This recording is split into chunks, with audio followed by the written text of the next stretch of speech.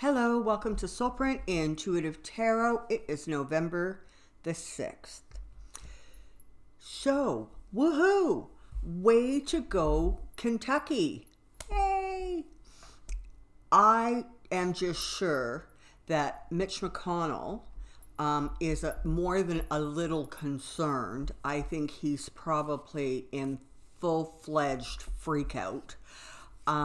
And this, of course, bodes very, very well for Amy McGrath in the Senate, selection in 2020. So that's like really, really exciting news. Also, Virginia is now completely controlled by Democrats on, I think, just everywhere. And considering that was a state that was so severely gerrymandered, that is also a great indicator of things moving forward and, being able to sort of extract and pull back from that real right-wing, really negative kind of energy that had sort of enveloped not just the United States, frankly, but significant portions of the planet in democracies. So this is exciting news.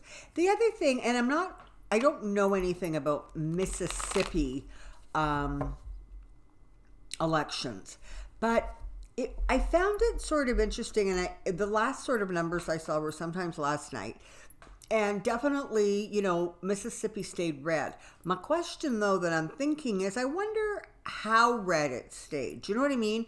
Like, was that like another place where, Trump won by 30, points, and in this election, the governor won by 12 or 10?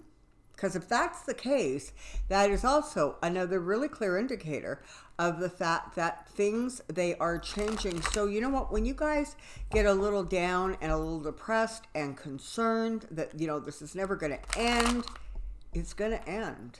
And it's going to end with a bang. And it's beyond whether or not Trump runs for office or gets thrown out before then. It's about pushing back on that Republican attitude of, we don't need to serve the people, we just need to serve ourselves. And so that kind of behavior, that selfishness, that almost like contempt for the very people who gave them their job, that's coming to a close. It is winding down. It is losing its strength and power. So that is like really awesome. Take comfort from that, because it is super, super good news. And I'm here to say, if Kentucky turned blue yesterday,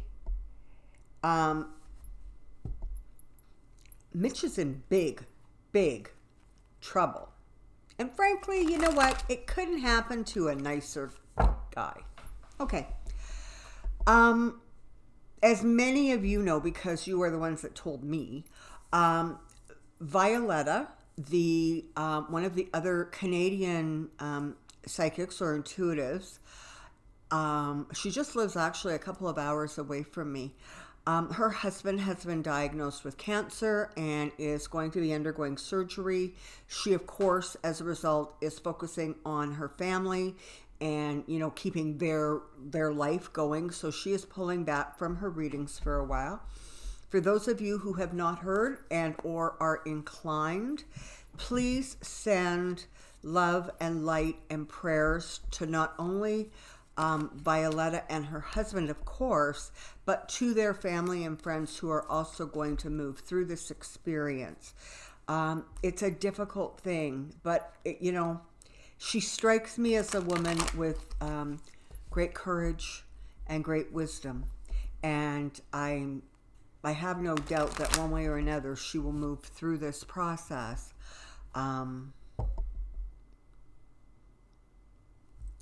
In a way that, is able to sustain her and hers. Okay, so I want to take a look at kind of the two characters, people, who seem to be experiencing some real significant blowback and pushback, and their positions are becoming less and less stable and more precarious because more and more information is coming out and it just looks worse and worse. And those two people are Giuliani. He's in so much trouble, good Lord. And Pompeo, who really, really, I think, has destroyed his reputation in a significant way going forward.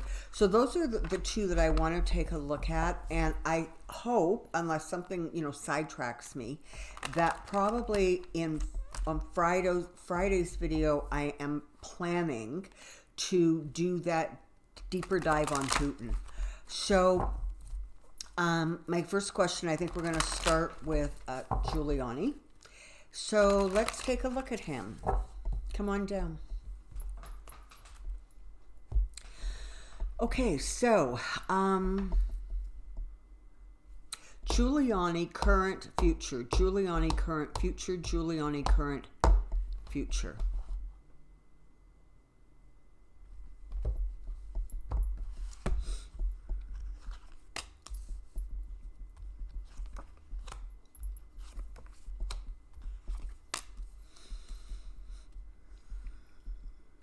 Okay, so he is attempting at this point to sort of steer himself out of this kind of negative publicity, the rocky waters that he is in.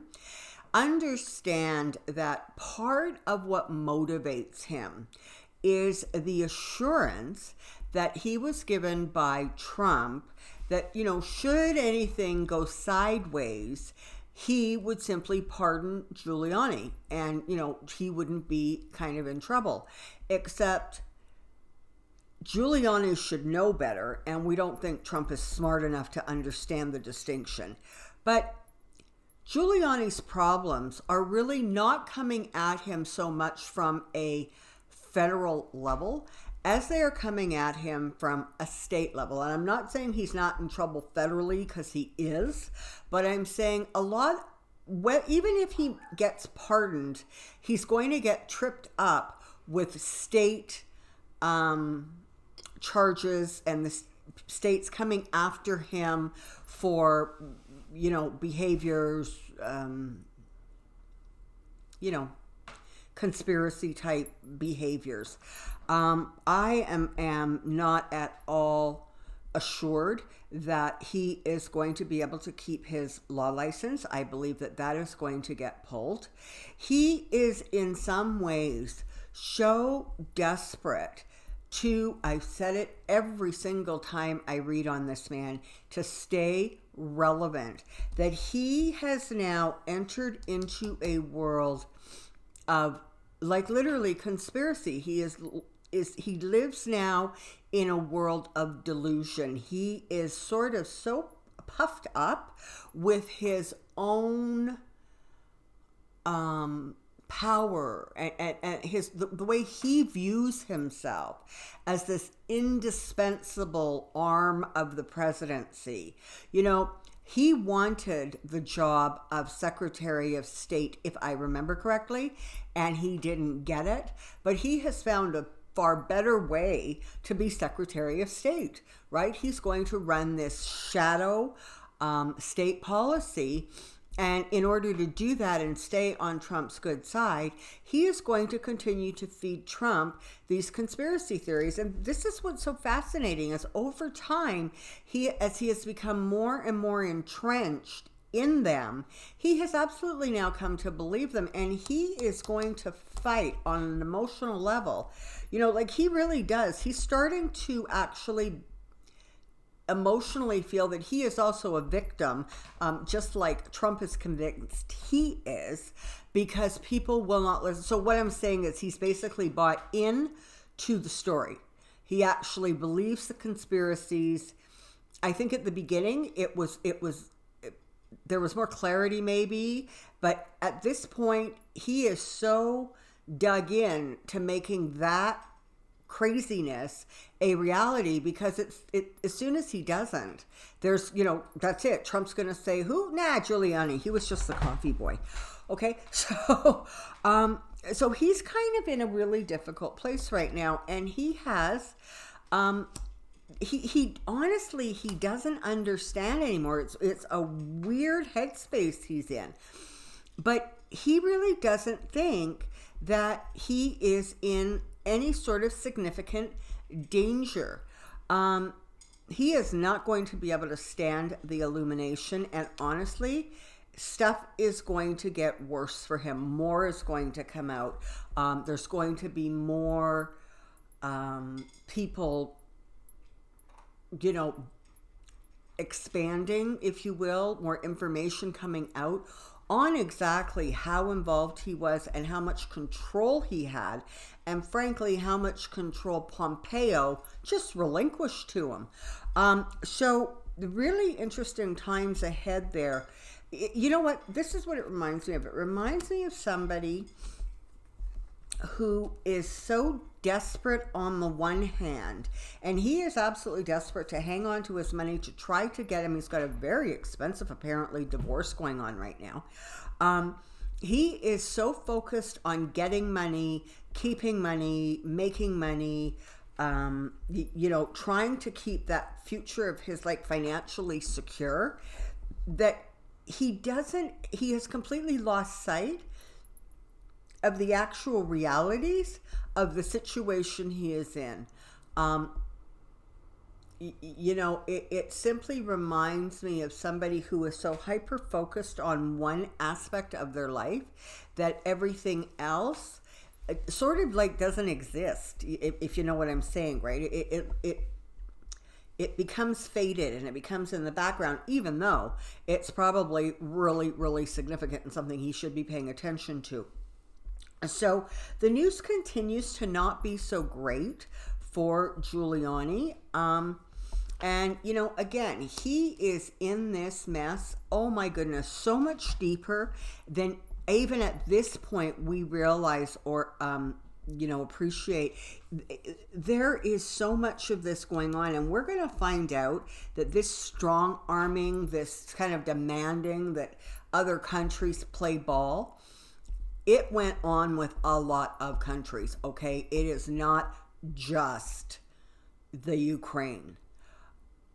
And, as Trump's position sort of weakens, you're going to start, I think, hearing from these other countries saying, yeah, you know what? He tried it with us too.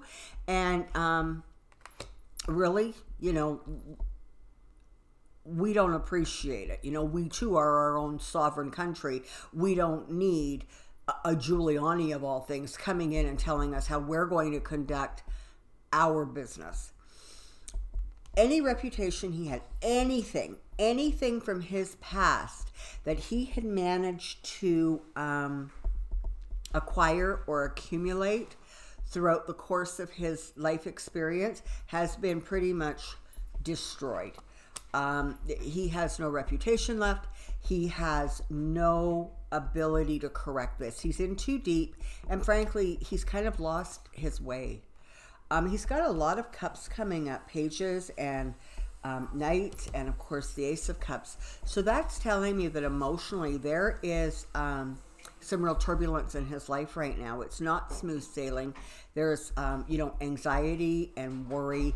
There is that sense that really this thing is out of control, but it's, like I say, it's very bizarre because it's almost like he has a moment of kind of being panicked because things aren't going well or they're not going the way he had hoped. And then the rest of the time, he's just convinced that it's fine and it's good and he has nothing to worry about.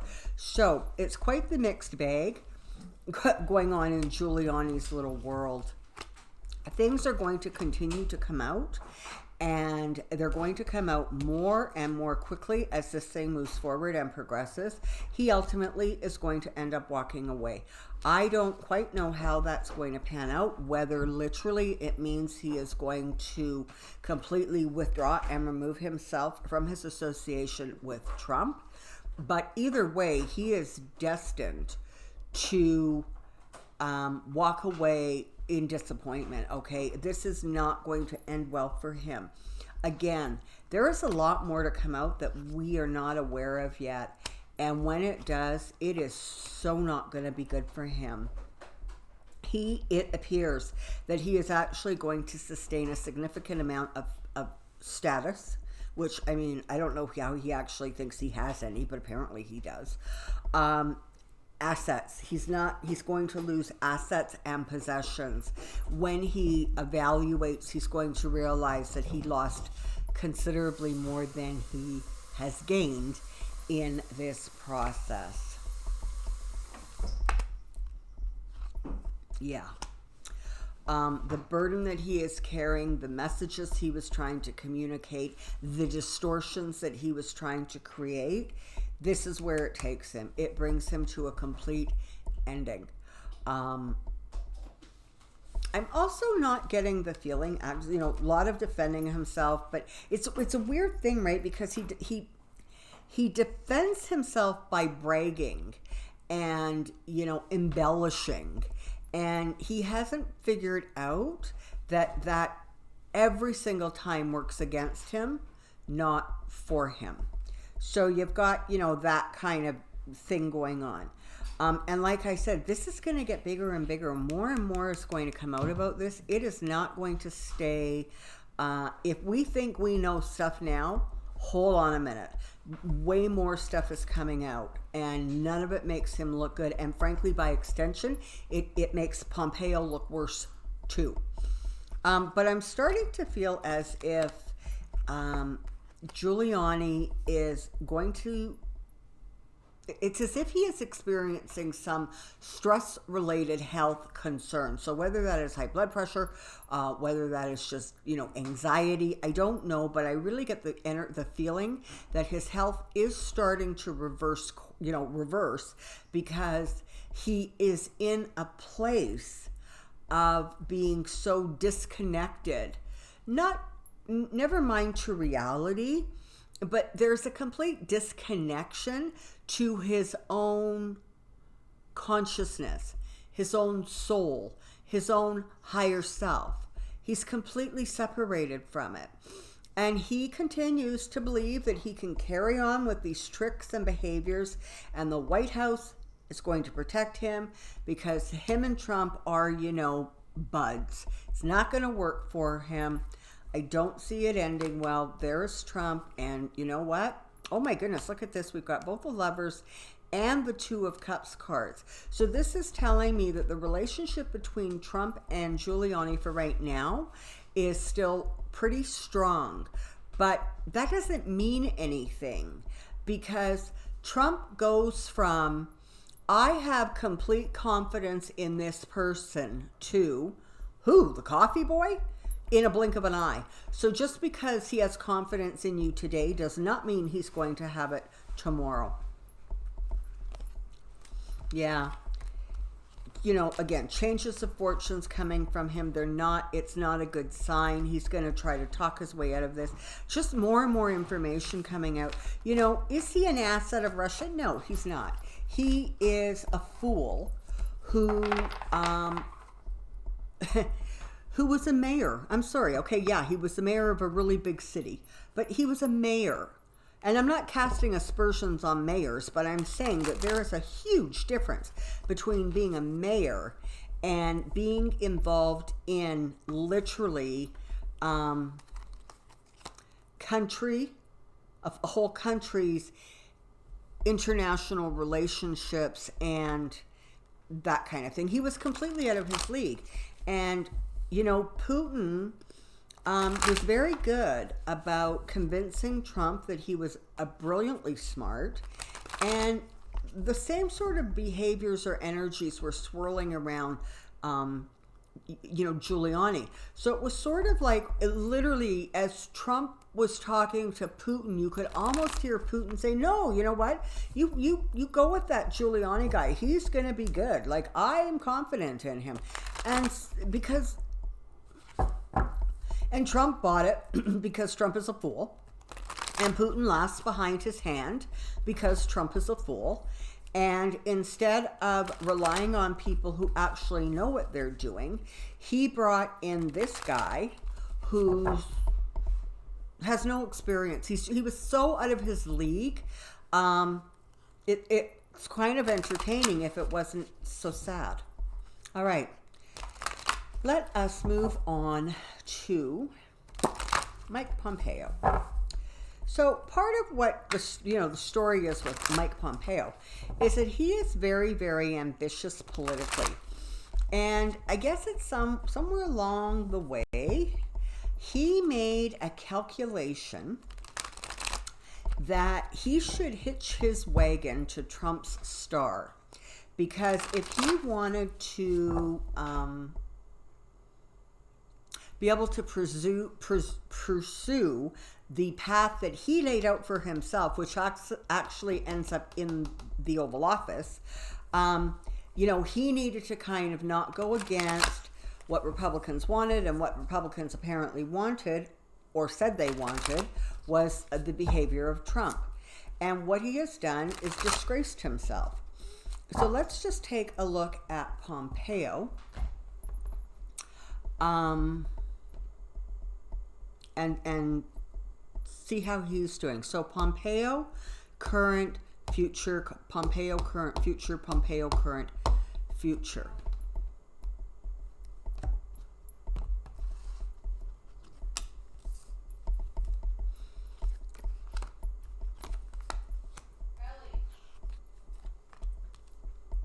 Okay. Yeah, you know what? He's not in a good place. There's a lot, again, that's going to come out about his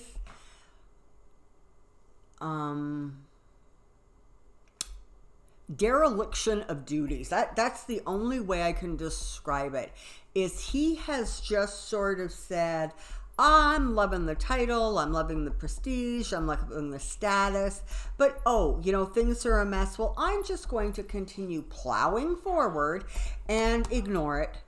I'm just going to ignore it because you know what? I don't know, frankly, how to deal with this.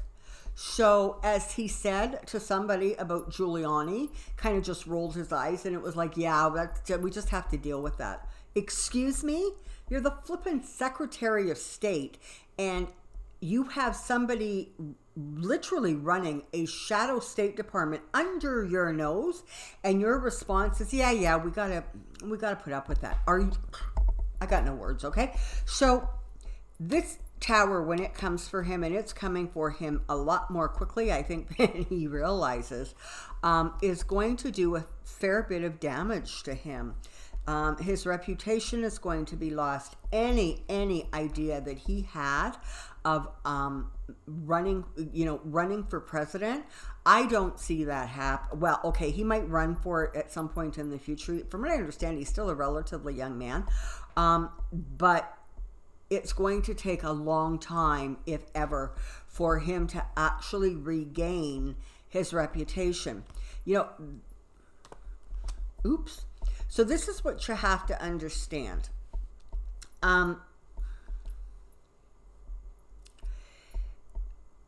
When this pendulum sort of swings, okay, so it went really, really far to the right with the election of Trump, and with the 2017 elections, and then the stuff that went on yesterday, that pendulum is moving more and more and more to the left. But when it swings hard to the left, which is what I anticipate is going to happen in the 2020 elections, at that point, there's going to be, first of all, there's going to be so much stuff to clean up, but more importantly, it goes to extremes, right? And then it finds center. So what I'm saying is that with the next election, in some ways, you're going to have almost a complete intolerance for lies, for deceptions, for bullying behavior. It's going to be so unpalatable that you're just simply not going to see it. You're just not going to see it, because anybody who tries to behave that way is just going to be, destroyed, frankly. They're going to be called out. So he unfortunately made his bed with the wrong person, and he is going to pay for that choice and those decisions for a really, really long time. I'm not even convinced that that is going to be resolved in this lifetime for him. I think this is something that he is going to be carrying forward for a significant period of time, because honestly, he has betrayed his country, and he has betrayed himself, all in this crazy attempt to rise in power. So again, it's not looking good for him. People are going to be very happy when he leaves and when he loses, and that's what's going to happen. I mean, he's got the Ten of Pentacles kind of sitting over top of the Tower and the Death card. So what that's telling me is any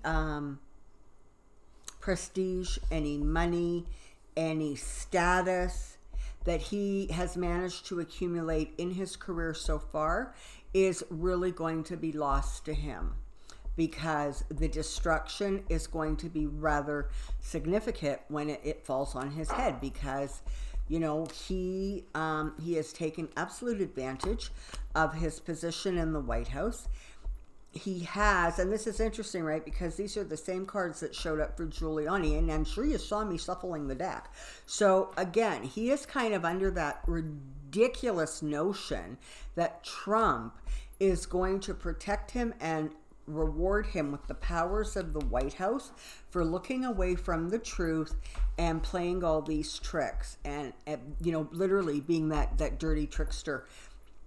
Geez, I don't know how to break this to him, but it's not going to go so well, because, when you have the Death and the Tower coming up close together like that, kind of like back to back, it's very difficult, and he really doesn't have any cards here to kind of really mitigate it, right? So it's not going to be good, and his fall from grace is going to be significant. Just significant. Yeah, so that's where we are today. Okay, so thank you, by the way, for all of the lovely, lovely compliments on my sweater yesterday. They're really appreciated. So just super fast, this is the story about me and my sweaters. I only buy a couple of them every fall, winter season, but I don't wear them a lot.